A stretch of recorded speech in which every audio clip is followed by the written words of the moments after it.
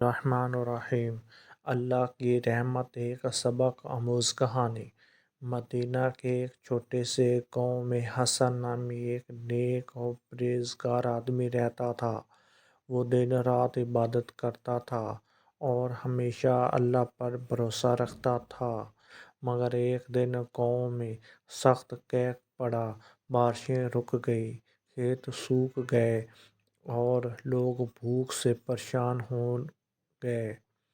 حسن بھی ان ہی لوگوں میں سے تھا جو فاقہ کشی کا شکار ہو گئے تھے۔ اس کے پاس نہ کھانے کو کچھ تھا نہ پینے کو، مگر اس نے صبر کیا اور اللہ سے دعا مانگی، یا اللہ، تو ہی رازق ہے، تو ہی مددگار ہے، مجھے اور میرے گاؤں والوں کو ہمیشہ رحمت سے نواز دے۔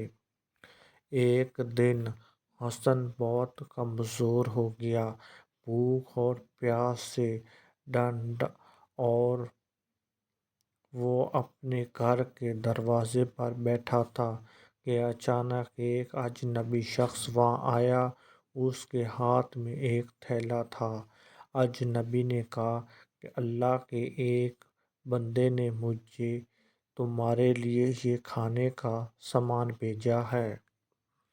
حسن حیران ہوا، مگر فوری اللہ کا شکر ادا کیا اور کہا کہ اللہ جسے چاہے جہاں سے چاہے رزق دیتا ہے۔ حسن نے کھانے کو گاؤں میں دوسرے ضرورت مندوں میں بھی بانٹ دیا۔ کچھ دن بعد اچانک بادل آئے اور موسلادھار بارش شروع ہو گئی۔ سوکھے کھیت ہرے بھرے ہو گئے، کنویں پانی سے بھر گئے، گاؤں میں خوشحالی لوٹ آئی۔ یہ دیکھ کر حسن کی آنکھوں میں آنسو آ گئے۔ وہ سجدے میں گر گر کر کہنے لگا، اے اللہ، تو واقعی سب سے بڑا رازق اور رحیم ہے۔ جو تجھے پر بھروسہ کرتا ہے تو اسے کبھی مایوس نہیں کرتا۔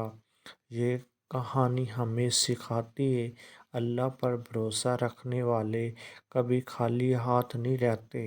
وہ اپنے بندوں کی آزمائش ضرور لیتا ہے، مگر آخر میں اپنی رحمت سے انہیں نواز دیتا ہے۔